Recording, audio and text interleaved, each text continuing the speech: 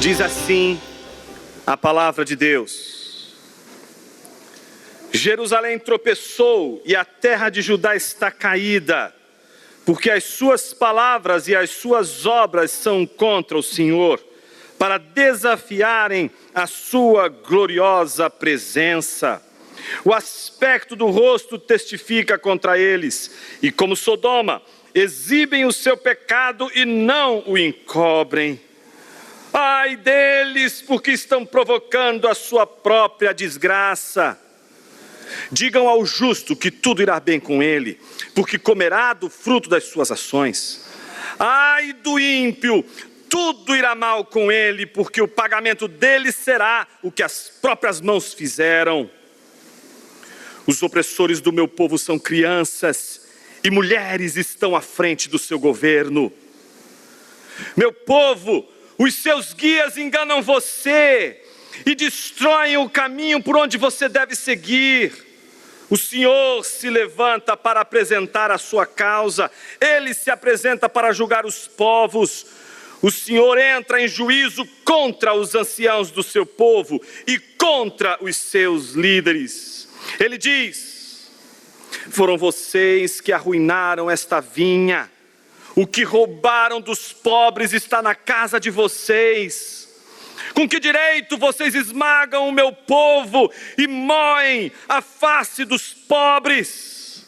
O Senhor dos exércitos, é quem está falando. Oremos. Pai querido, fale ao nosso coração com a Tua palavra. Nos edifique nesta manhã e nos transforma, Pai. Essa é a nossa oração e fazemos isso no nome precioso de Jesus, Teu Filho. Amém. O sermão de Isaías está longo. Desde o versículo 1 estamos acompanhando a pregação de Isaías. Uma pregação que responde à pergunta feita no capítulo 2, versículo 22. Em que homem que para viver precisa do fôlego de vida, podemos confiar? Como podemos confiar nos homens que para existirem precisam de Deus? Como continuar confiando nos homens que precisam de Deus para existir e não confiar no Deus que não precisa de absolutamente nenhum homem para existir? Então ele começa o seu sermão, como vimos na última semana. Ele começa mostrando que o juízo de Deus é um juízo de esvaziamento. Ele começa esvaziando as glórias, todas as fontes de riqueza, de alimento, todos os apoios que Judá poderia ter para afirmar-se como independente do Senhor. Deus vai tirando tudo, não vai sobrando nada. O reino vai se esvaziando e eles não têm mais onde segurar.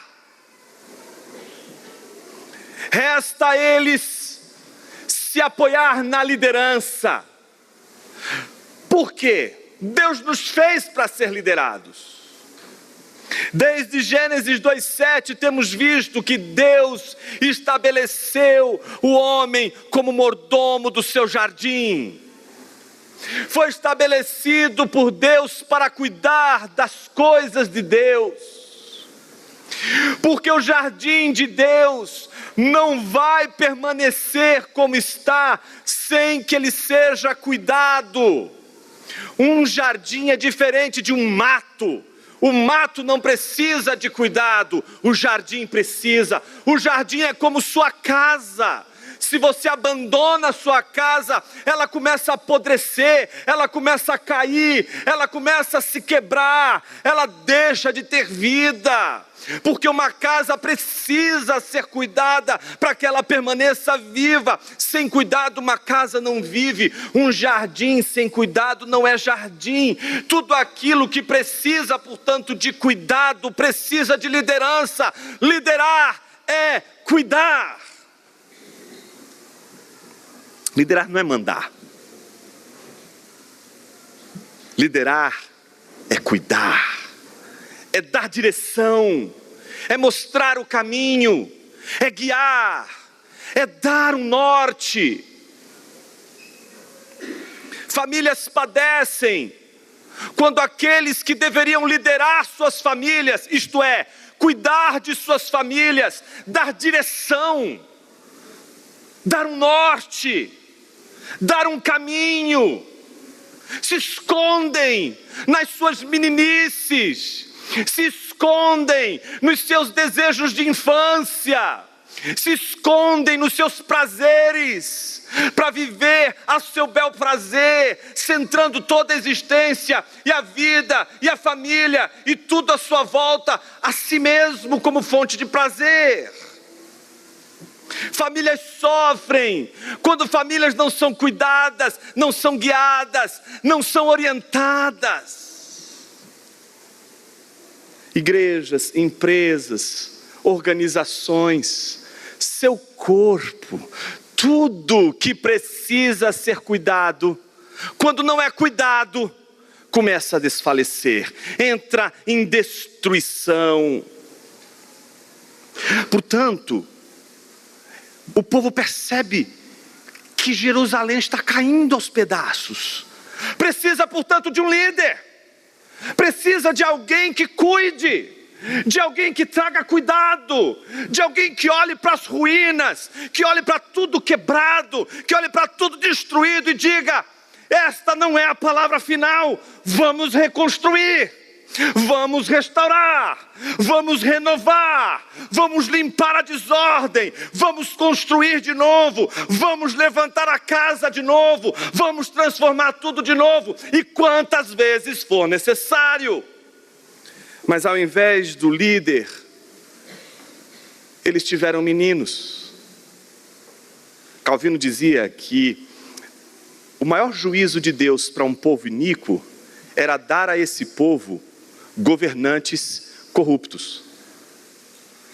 Fecho aspas. Que juízo poderia ser maior para um povo do que ter líderes corruptos, do que ter líderes meninos, uma liderança infantil?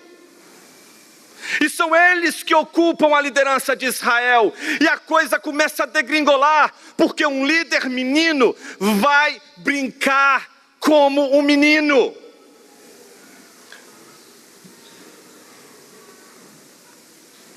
Então o povo resolve trocar o menino. Vamos trocar o menino. Esse menino está atrapalhando de vez a nossa vida. E aí eles vão na casa do homem mais velho. Como eles desconsideram os velhos, eles resolvem escolher uma nova liderança. Uma liderança não tão jovem assim, não tão velha assim. Uma liderança equilibrada. Então eles escolhem um líder. Mas o que acontece? O líder não escolheu o povo. Eu adoro essa eleição invertida, principalmente com aqueles que ficam revoltadinhos por causa da doutrina da eleição.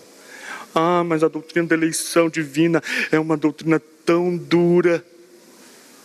Você acha que a gente vai ficar à mercê da sua escolha? Você é capaz de escolher Deus? Você escolheria Deus?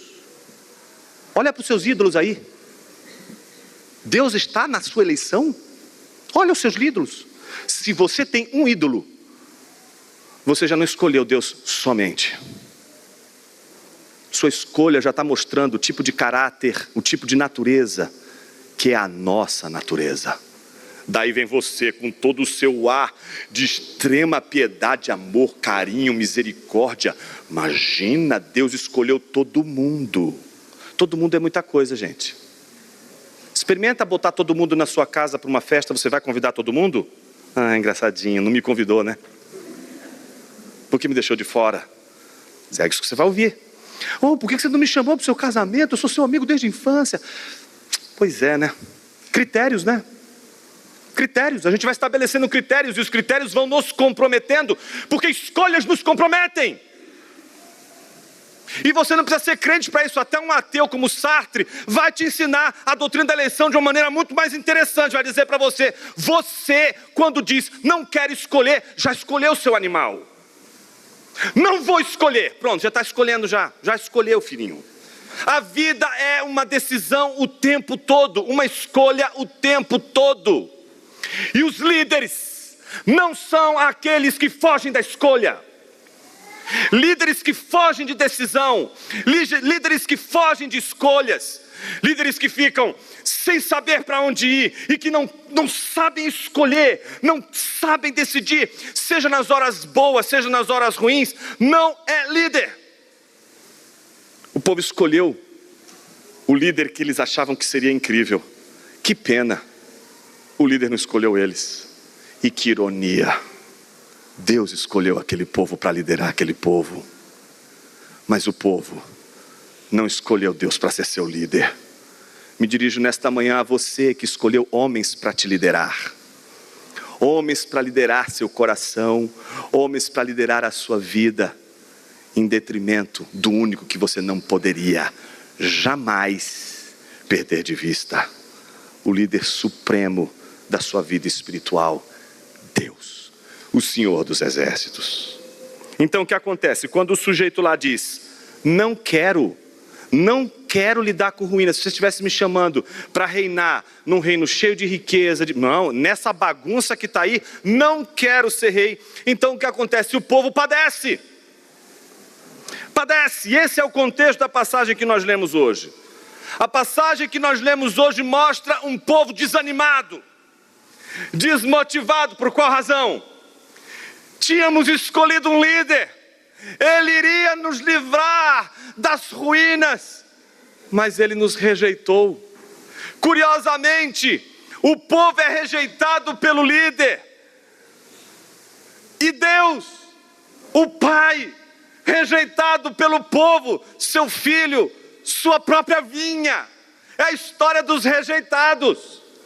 E nessa história dos rejeitados, você está como rejeitado pelos deuses que você escolhe, e Deus rejeitado justamente pelo povo que Ele escolheu.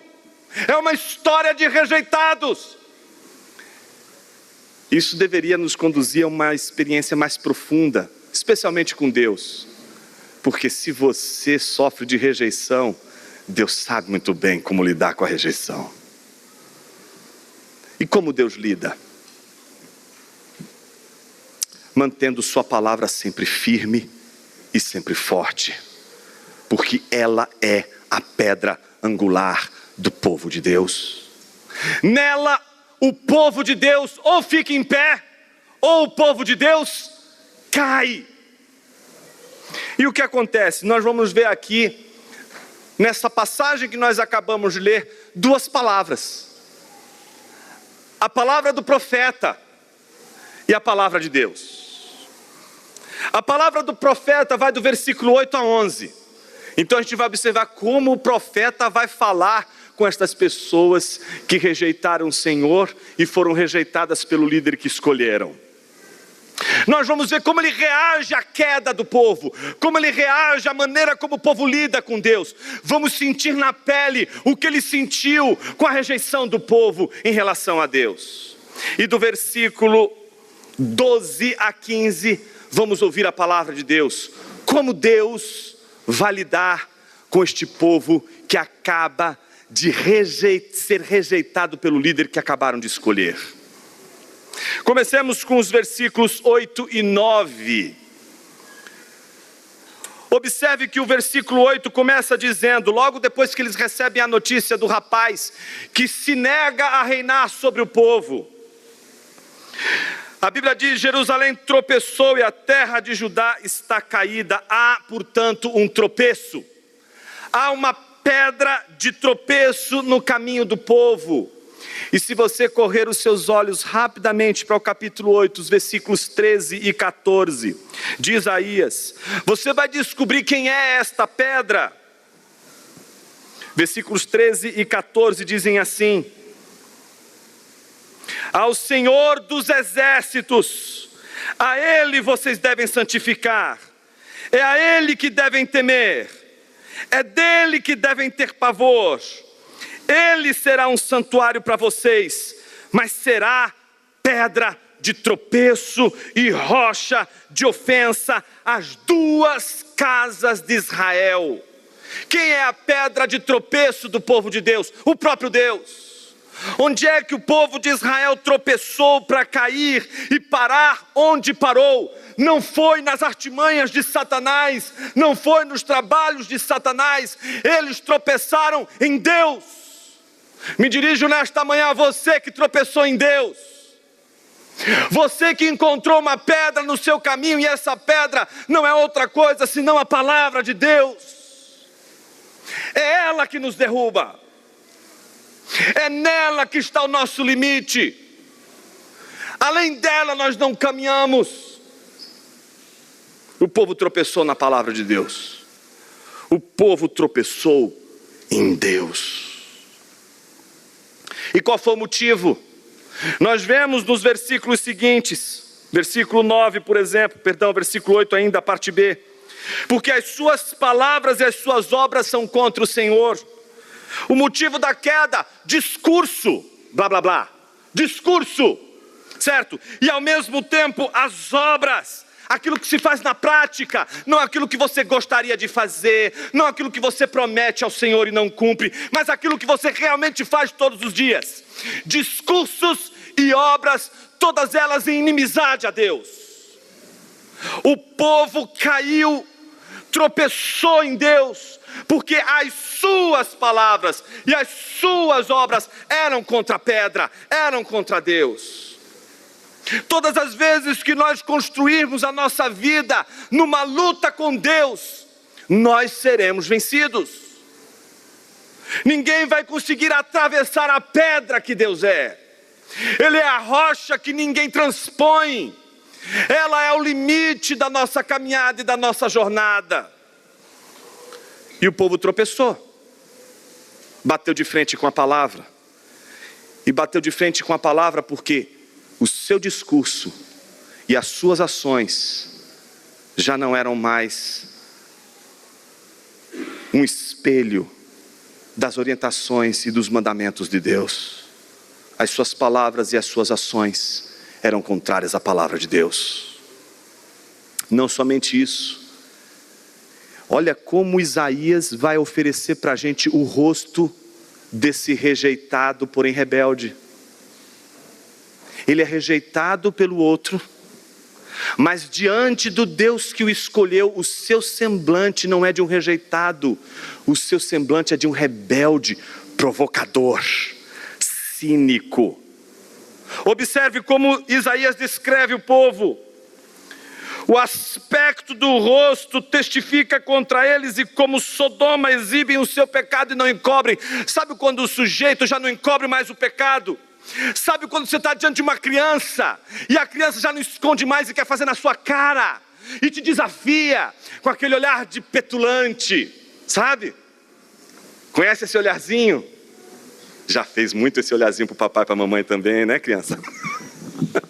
A gente sabe como que é esse olhar. É aquele olhar de desdém, aquele olhar de desafio, é aquele olhar do teste, vamos testar. E aquele olhar, não pode fazer isso, certo? E com aquele cinismo. Ou seja, o sujeito caiu, quebrou a cara, mas diante do Senhor, ele desafia, o seu olhar é petulante, e tudo o que faz já não faz mais escondido. Faz questão de tacar na cara do pai, faz questão de tacar na cara da mãe, faz questão de mostrar para todo mundo: olha aqui o que eu estou fazendo, é isso que eu sou mesmo, e ponto final. E desafia. A gente olha, parece que está vendo uma legião, né? Cadê o menino? Cadê essa criança? O olhar é um olhar de Sodoma. É um olhar petulante, é um olhar que não encobre mais nada, que já não esconde mais nada. Se tinha algum tipo de respeito a Deus, agora não tem mais nenhum. Eles caíram, estão sob disciplina, e mesmo assim estão mostrando para Deus os pecados de uma maneira completamente escarnecedora. Como aquele que indisciplina, em vez de ser penitente, ao contrário, diante da disciplina do Senhor, se torna impenitente e petulante. Então, diante deste cenário, eu fico imaginando Isaías olhando esse semblante. O que vem na cabeça dele? Você já sabe, né? Ele foi quem disse na primeira parte, né, da sua exposição após o cântico: não os perdoe, Senhor. Então o que a gente poderia esperar dele agora, senão: ai deles, porque estão provocando a sua própria desgraça. Como se estivesse dizendo: o feitiço há de se virar contra o feiticeiro. Vocês estão levantando a mão para dar um tapa no rosto do Senhor, mas vocês vão descobrir que o tapa que vocês estão dando na face do seu Senhor é um tapa numa rocha, e quem bate com a mão na rocha sangra.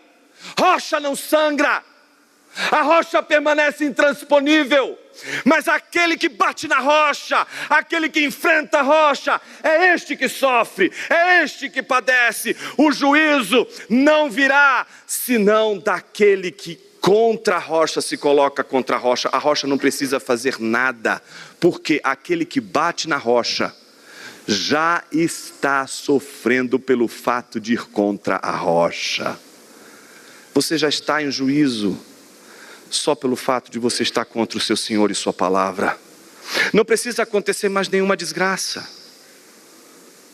A maior desgraça já aconteceu, só que você ainda não percebeu. Você está contra o seu Senhor. Você já poderia ter percebido, mas não percebeu. Mas uma hora a sua mão vai sangrar, porque não dá para esmurrar a pedra e não sentir na pele a dor contra ela. Então ele diz: ai deles, porque estão provocando a sua desgraça. E aí é como se ele deixasse de ser um profeta e se tornasse agora digamos assim, um sábio. Porque agora o que a gente vai ver é um tipo de literatura sapiencial, como se agora os versos que vêm pela frente, note, eu não disse versículos, eu disse versos, porque o que vem pela frente agora é uma rima poética, que ele vai oferecer para a gente de um tom completamente proverbial, de um tom completamente sapiencial. É como se ele estivesse agora com provérbios na cabeça, e diante daquele petulante, diante daquele homem que está abandonando as coisas de Deus, estivesse apelando para a palavra da sabedoria, a palavra que está lá em Deuteronômio 28, que diz que se a gente for obediente à palavra de Deus, todas as coisas nos serão alcançadas, mas se formos desobedientes, padeceremos por causa da desobediência. Então, com uma literatura sapiencial, como alguém que fala de sabedoria, o profeta se dirige aos justos, porque apesar de serem como Sodoma e Gomorra, como nós já vimos em outras exposições, nós sabemos que ainda há esperança para este povo. Se Sodoma não teve esperança porque não tinha nenhum justo, aqui ainda há justos, tanto há justos que a própria palavra do profeta não se dirige aos rebeldes, não se dirige àqueles que estão rejeitando ao Senhor, mas agora aos justos, aqueles que mesmo diante da desgraça da nação estão permanecendo fiéis e não dobraram os seus joelhos diante de Baal. Ele diz: digam ao justo que tudo irá bem com ele, porque comerá do fruto das suas ações. Então é como se estivesse dizendo: continue a sua obra. O mundo todo está caindo à sua volta, o mundo está complexo à sua volta, mas continue no seu caminho com o Senhor. Deus sabe todas as coisas e há de prover aos justos o cuidado e a provisão que cabe ao Senhor provê-los. Mas em contrapartida ele vai dizer um segundo ai. Ai do ímpio, tudo irá mal com ele. O que as próprias mãos fizeram será o pagamento deles. Ou seja, o pagamento é o que eles estão fazendo. Deus não está precisando preparar nada para destruí-los. Eles mesmos estão se destruindo. Eles mesmos estão arruinando suas próprias vidas. Então, depois desse último ai, o pregador fica quieto. Ele já disse que vá para o inferno esses ímpios, que o remanescente seja salvo, que esses petulantes sejam humilhados ao socarem o rosto do Senhor, e que encontrem um rosto de pedra e sejam envergonhados todos eles. Mas agora entra Deus, e a palavra de Deus é uma palavra que segue a mesma linha do profeta, mas com um tom diferente. É o Senhor dos Exércitos que vai falar, e este Senhor dos Exércitos começa mostrando exatamente o seguinte. Ponto 2, a palavra de Deus. Os opressores do meu povo são crianças e mulheres, estão à frente do seu governo. Vou tomar uma água. Não é? Senão a gente não termina o sermão hoje. Então as mulheres que leram agora a passagem, que difícil isso aqui, Jonas. Primeiro, minhas irmãs, Deus está falando, não sou eu, tá certo? Qualquer confusão, a pedra é ele. Eu sou igual você, de carne, a gente sangra junto, mas ele é outra história. Então Deus está falando. A pergunta é, o que Deus está falando? Deus está falando que os opressores do meu povo são meninos, e que o povo está assim porque mulheres estão à frente do seu governo. Antes das manifestações, antes não vai partir para agressão, calma, vá devagar. Eu queria ler uma passagem para você. Por quê? Existem 3 coisas que qualquer leitor da Bíblia precisa saber quando lê a Bíblia. E quando ele não sabe disso, ele lê muito mal a Bíblia. Primeiro. Segundo. Terceiro. Contexto.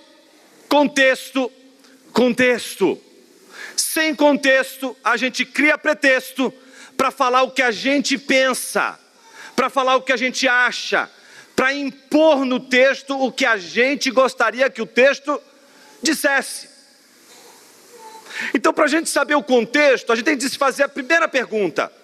Isaías é um leitor da Bíblia, e tudo que Isaías está comunicando, ele está comunicando com base na leitura que ele está fazendo das Escrituras. Vimos na semana passada, por exemplo, que quando estávamos nos referindo aos meninos, nós vimos também o caso de, por exemplo, a ordenação de Davi. Davi foi ordenado, foi ungido rei com 15 anos de idade. Menino ou não? Menino, não é? A Bíblia diz que ele foi vestir a armadura de Saul, e o que aconteceu?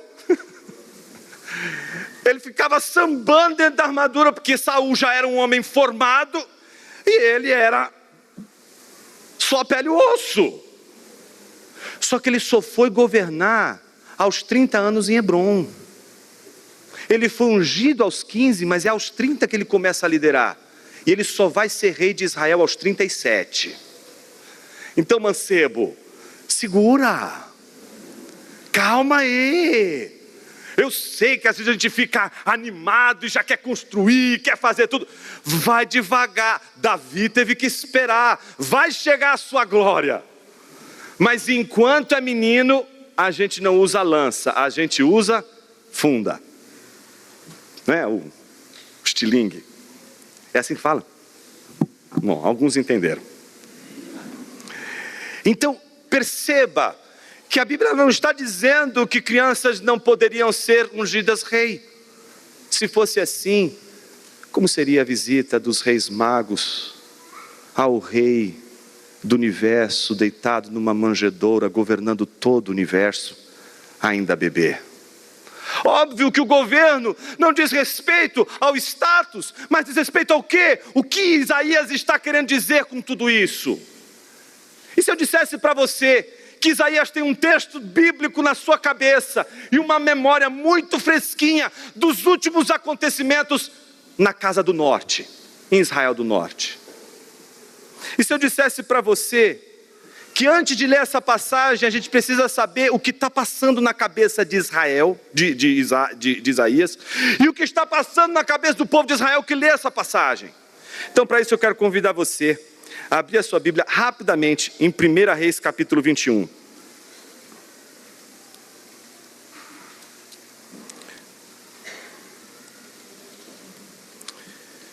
Então estamos indo para o Reino do Norte, tá certo?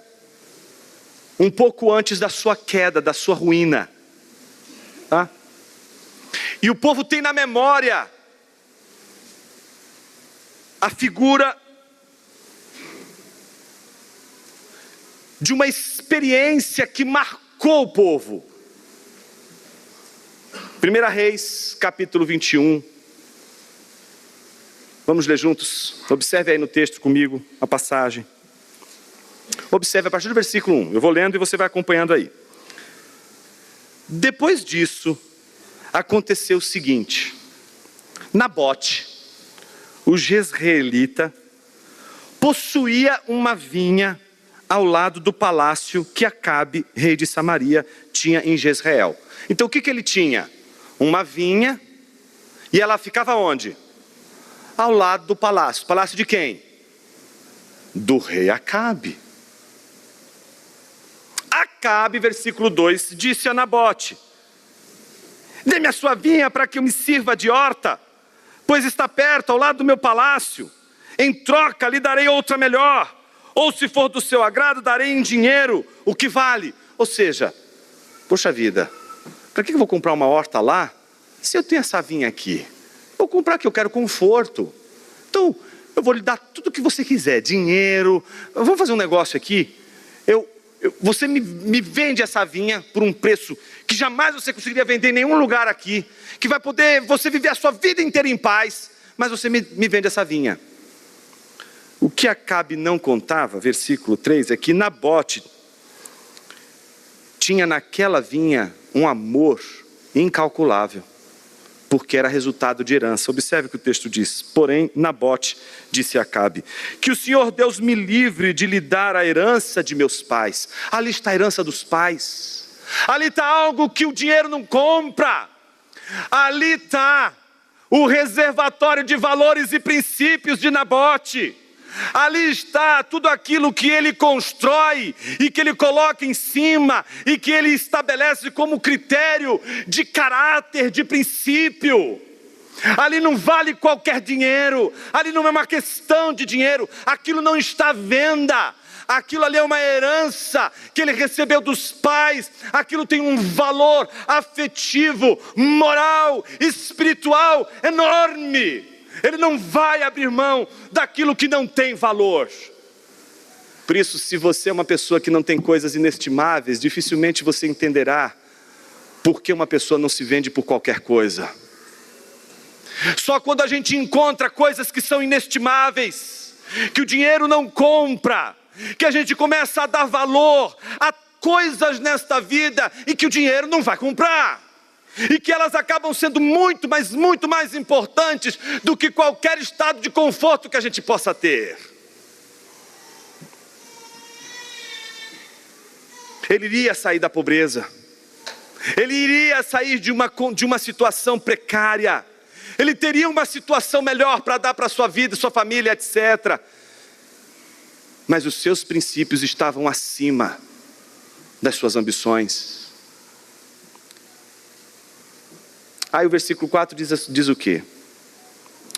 Acabe voltou para casa aborrecido, menininho.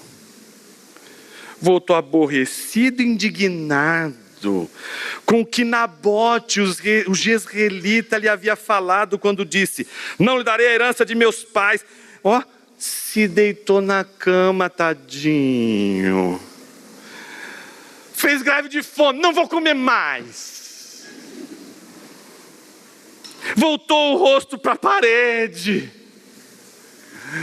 Não! Não, mamãe! É o menino! Não conseguiu o brinquedinho! Não conseguiu a terrinha que queria! Não conseguiu o espaçozinho que queria construir a sua hortinha! Foi, bonequinho! Que bonitinho, Acabe! Bilu, bilu, bilu! A gente tem vontade, quando a gente encontra um marmanjão liderando como se fosse um bebê, não dá vontade de fazer bilu, bilu? É porque, na verdade, o que a gente quer fazer é outra coisa. Mas digamos assim, a etiqueta não permite mais hoje. Então, o que o sujeito faz? Fica de birrinha, não vai mais reinar. O reino todo cheio de problemas, cheio de coisas para resolver. Ele está agora, acho que estou em depressão. Deu um burnout aqui. Minha vida já não vai ser mais a mesma. Bom, aí o que acontece? Tem que chegar a mamãezinha. Aí chega Jezabel. Jezabel é a mulher dele. Ele era um rei, e um rei de Israel do norte. Ele era um israelita, mas ela era estrangeira. Adorava outros deuses. E promoveu o culto a Baal no Israel do norte. Chega a Jezabel, e Jezabel é uma figura importantíssima, porque ela chega, é a esposa, e vai falar com ele, vê ele naquele estado infantil, quer dizer, aquele estado deplorável, olha para ele e diz assim: tesouro.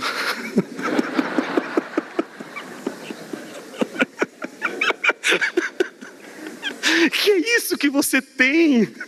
Ele, né? Quem pegou a referência pegou. Então tá aqui a Florinda, quer dizer a Jezabel, olhando para o seu bebezão. O que aconteceu com você? Por que você está tão aborrecido e não quer comer nada? Estou fazendo aviãozinho. Acabe respondeu: é porque Nabote, o jezreelita, lhe disse: dê-me a sua vinha por dinheiro, ou se preferir lhe darei em troca, porém ele disse: não lhe darei minha vinha. Então a esposinha superpoderosa, a matriarca, a mãe superpoderosa, incrível, sensacional, superpoderosa, entra em ação. E ela diz o quê? Você está governando Israel ou não? Você é um homem ou você... Não, esquece essa outra alternativa.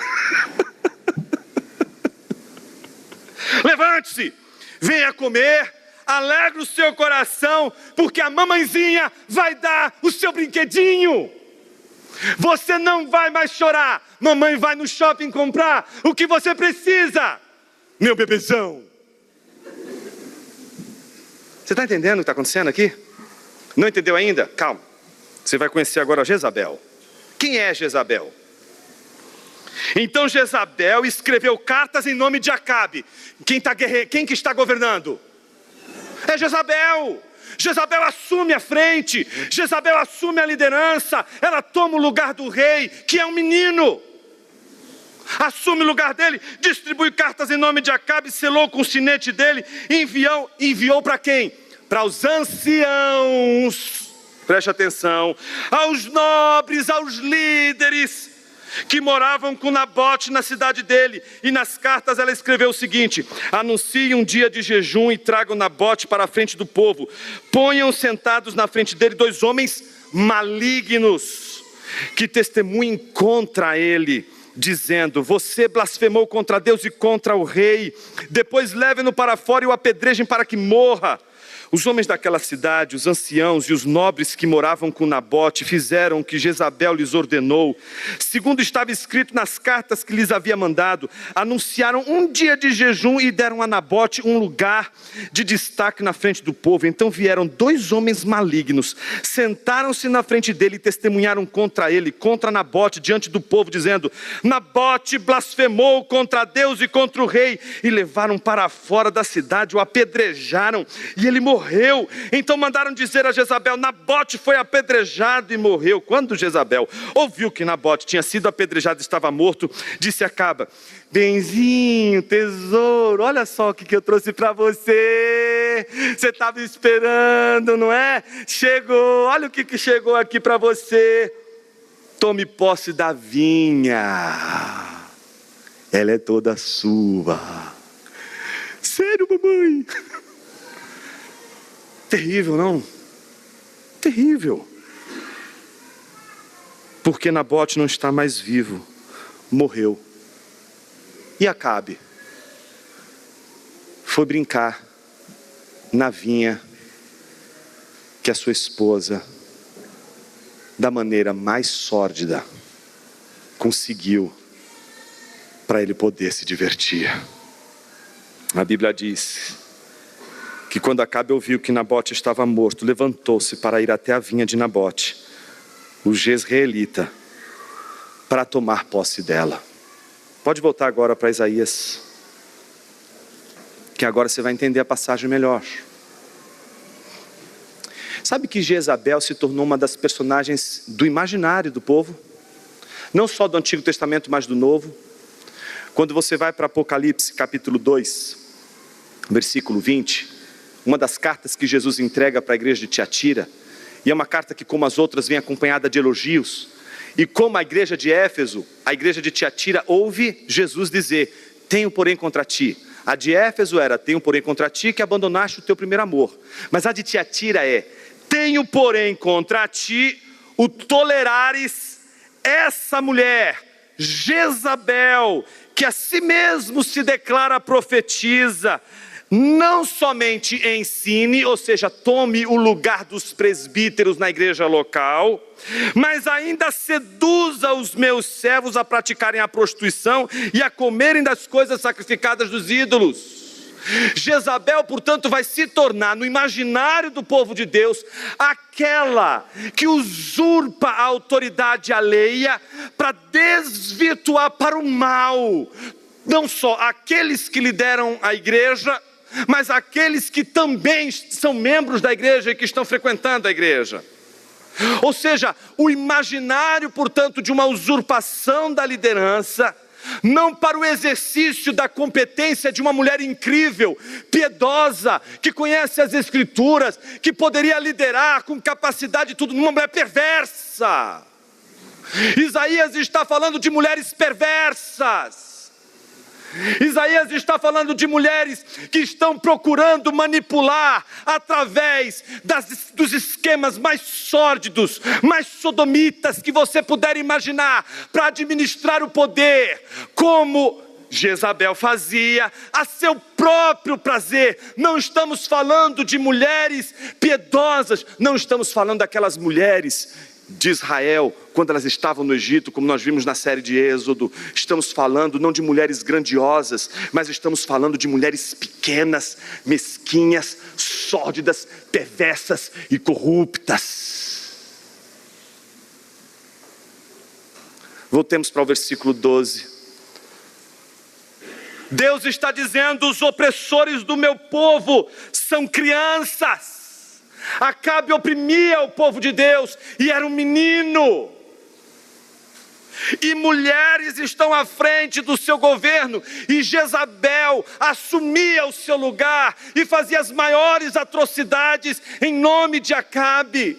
E o que Deus está dizendo é que isso não aconteceu uma só vez. Acabe e Jezabel se tornaram o símbolo de algo que estava acontecendo de várias e várias formas, maneiras e épocas. Era um costume já encontrar reis fracos, meninos, sendo governados por mulheres corruptas e imorais. Não se está falando de gênero aqui, minha querida. Não se está falando aqui, meu irmão, de uma pessoa com capacidade no futuro para gestar, mas que ainda é muito jovem. Está falando de um homem zarrão, com uma cabeça deste tamaninho, de mulheres que são poderosas para liderar, mas são corruptas, más, perversas, sanguinárias. Deus está dizendo que o povo está sendo oprimido por estes homens. E estas mulheres estão operando no lugar destes homens fracos, tanto moralmente como no ponto de vista da liderança. Olha o que Deus vai dizer: meu povo, os seus guias enganam vocês. Aqueles que deveriam guiar vocês, aqueles que deveriam dirigir vocês, aqueles que deveriam com clareza conduzir vocês a um fim, eles estão enganando vocês. E o pior de tudo, observe a seguir: eles estão destruindo o caminho por onde você deve seguir. Ao contrário de serem líderes que apontam o caminho a ser seguido, a vereda a ser trilhada, eles estão destruindo justamente o caminho que o povo poderia trilhar para a reconstrução.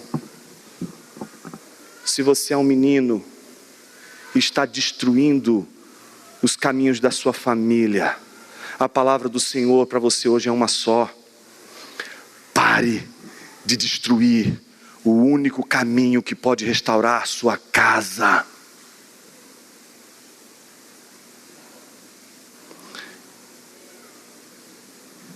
A Bíblia diz que o Senhor, e agora o tom é um tom de tribunal, é um tom de acusação, como se aquela cena do tribunal aparecesse de novo, e Deus está dizendo: o Senhor se levanta para apresentar a sua causa.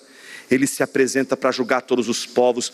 Todas as vezes que Deus julgar o seu povo, todos os povos hão de ser julgados, porque a relação de Deus com todos os povos está estabelecida pela relação dele com o seu povo. Em ti serão benditas todas as famílias da terra. Não existe mediação que possa, não existe relação de Deus com o ímpio, com qualquer outro povo que não seja mediada pela relação de Deus com o seu povo. Se o povo vai ser julgado, os povos também passarão sobre juízo. O que acontece com o povo de Deus vai ter reflexo com o povo ao redor do povo de Deus. Assim como você, meu irmão, todo pecado que você comete, as pessoas que estão à sua volta vão sofrer o impacto do seu pecado. Por isso, a mão de Deus vai trabalhar com você, e não consegue só ela trabalhar você, trabalha você e todo o seu entorno. O pecado não diz respeito só a você, diz respeito a você e todo o seu redor. Antes fosse assim, o sonho de todos os impenitentes que têm um mínimo de consciência moral é: como eu gostaria de pecar, destruir a minha vida e não fazer mal a ninguém. O nosso pecado destrói, esfacela os nossos arredores. A Bíblia diz que o Senhor entra em juízo contra os anciãos do seu povo, contra os líderes do seu povo, porque os anciãos, os líderes que tinham que estar do lado de Deus, estão do lado de Jezabel, mancomunados com Jezabel, para fazer o mal para o outro, para tirar do outro o que não lhe pertence. Então Deus vai se colocar contra os anciãos, vai se colocar contra estes líderes, e vai dizer, observe bem o que o texto está dizendo: foram vocês que destruíram esta vinha, foram vocês que arruinaram esta vinha. Quem é esta vinha? O povo de Deus é a vinha de Deus. Deus é o Nabote, e o seu povo a sua vinha. Deus está lutando agora contra aqueles que estão destruindo vorazmente a sua vinha. E quem está destruindo a sua vinha? Os líderes, aqueles que deveriam governar com justiça, aqueles que deveriam liderar com o coração no Senhor, com os olhos na palavra, mas que estão liderando com os seus prazeres e com o olho no seu umbigo. Vocês arruinaram esta vinha. O que roubaram dos pobres está na casa de vocês. O que era de Nabote agora é de Acabe. Você percebe o que está acontecendo? Você percebe do que Isaías está falando? Isaías está falando de um ímpeto que estava incrustado na liderança de Israel. Líderes de Israel não conseguiam mais cuidar. É sobre isso todo o capítulo 3. Liderar é cuidar, e Deus quer cuidar de um povo que não quer ser cuidado por Ele, mas quer ser cuidado justamente por aqueles que não têm poder para cuidar deles como Deus pode. Às vezes a gente confia em carros, cavalos, a gente confia nos homens, achando que eles podem cuidar de nossas próprias vidas melhor do que nós mesmos estamos cuidando. Mas mais do que estes homens, o Senhor cuida do seu povo. Ele cuidará de ti.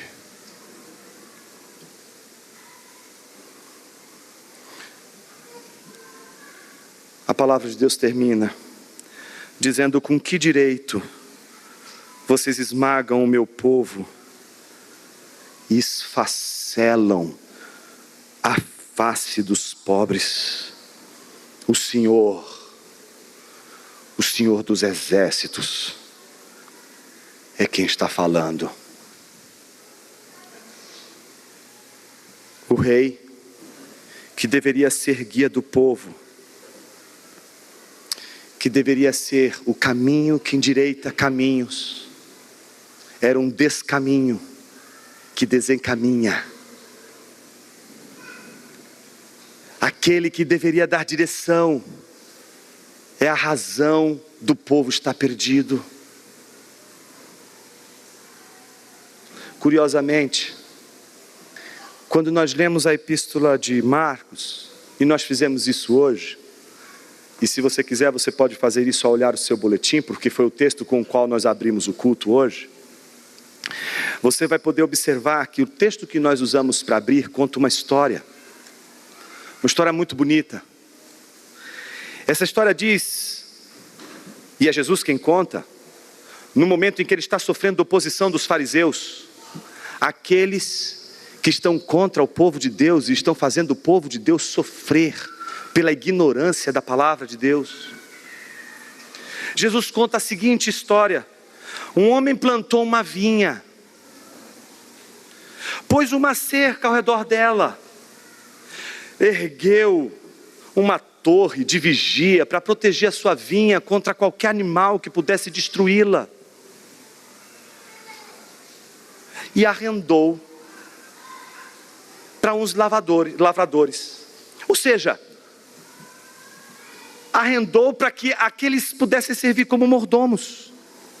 A vinha é dele, mas eles deveriam cuidar da vinha e ganhar recursos cuidando daquela vinha, mas aquela vinha ainda pertencia ao seu senhor, só foi arrendada.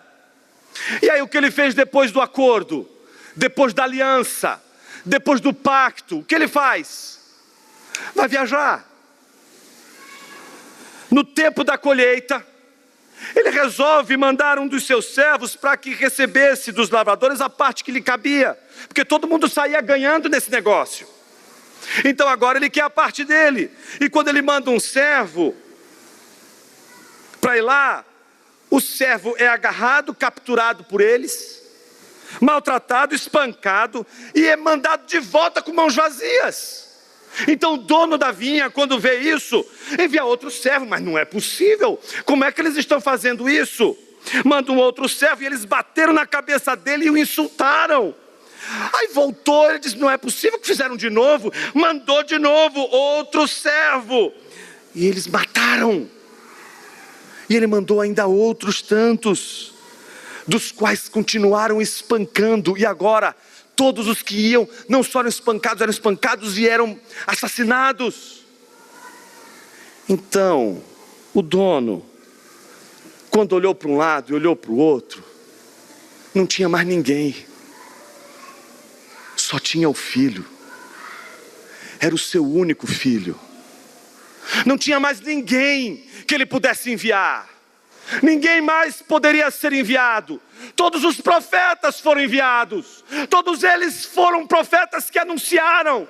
E todos eles morreram. Todos eles foram humilhados. Todos eles foram espancados. Então ele diz consigo mesmo: acho que meu filho eles respeitarão.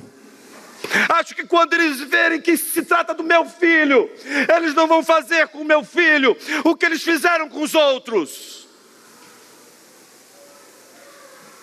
Mas os tais lavradores disseram entre si: este é o herdeiro, venham, vamos matá-lo, e a herança será nossa.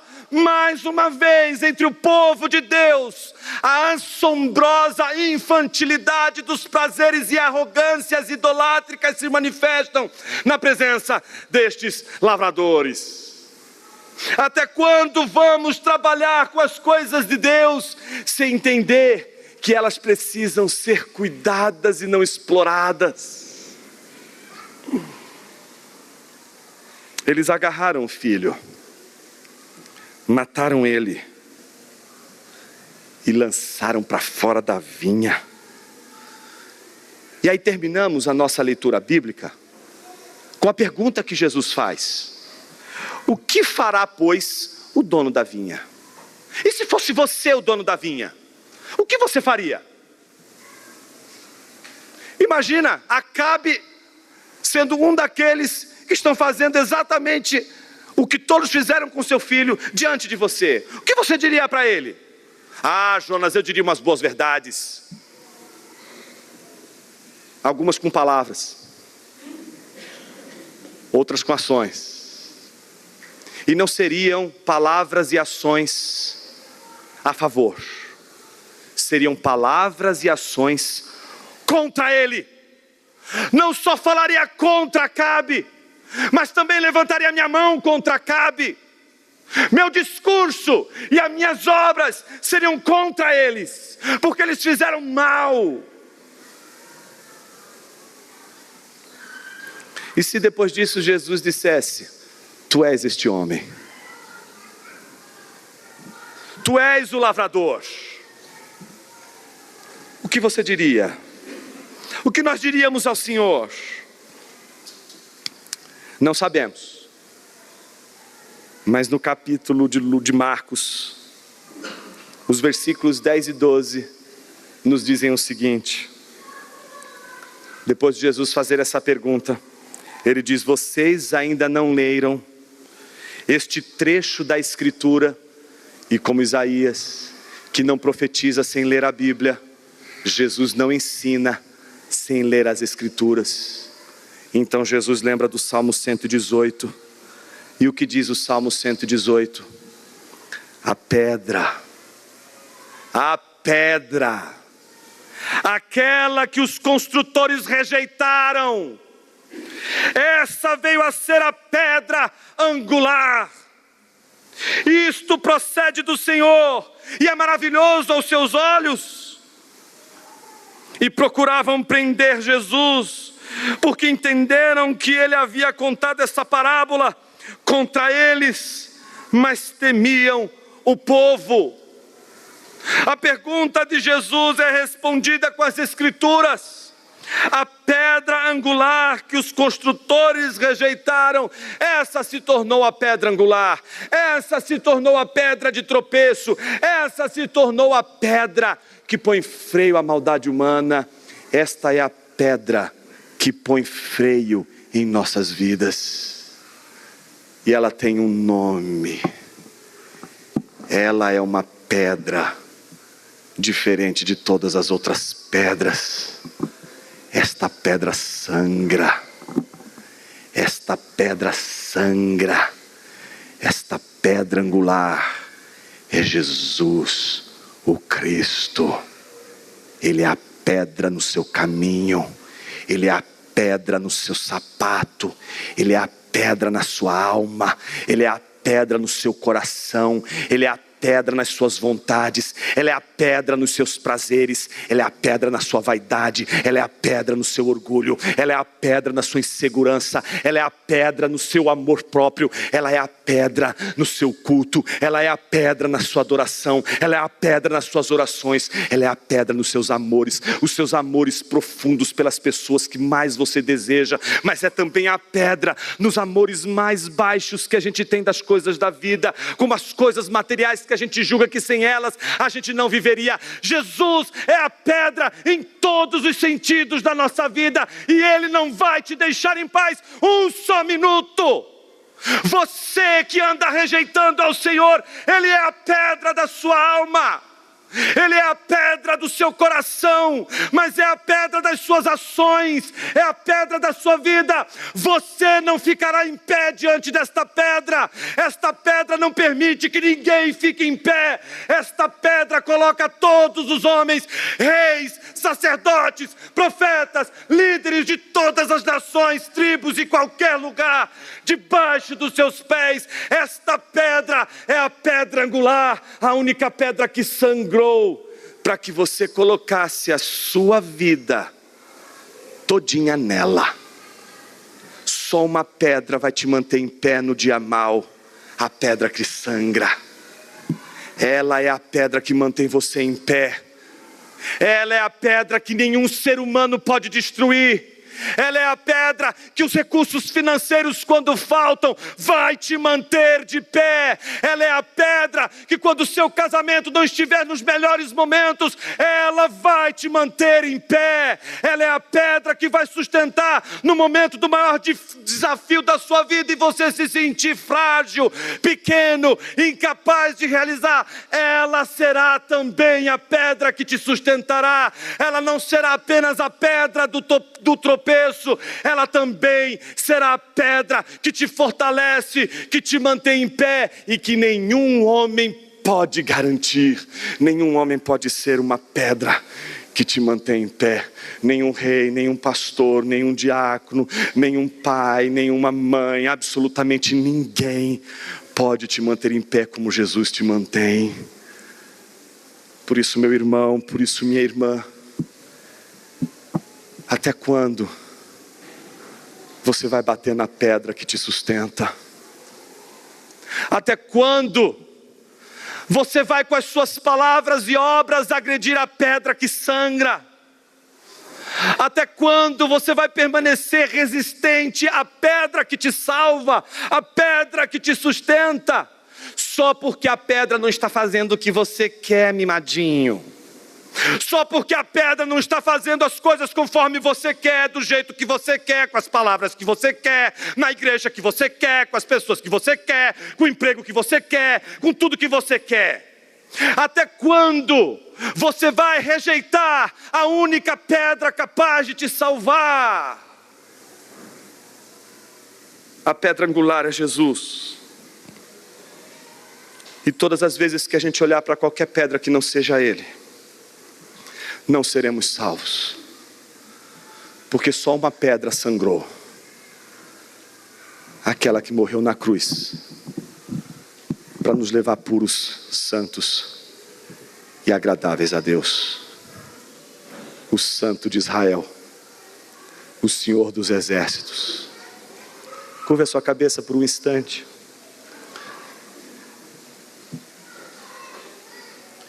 E antes de você orar, que tal você pensar nessa pedra que sangra e as outras pedras que você tem amealhado, achando que elas te sustentarão no dia mau?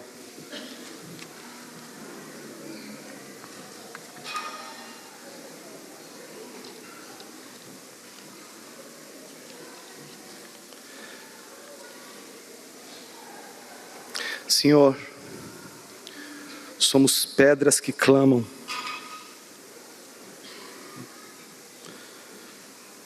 Somos pedras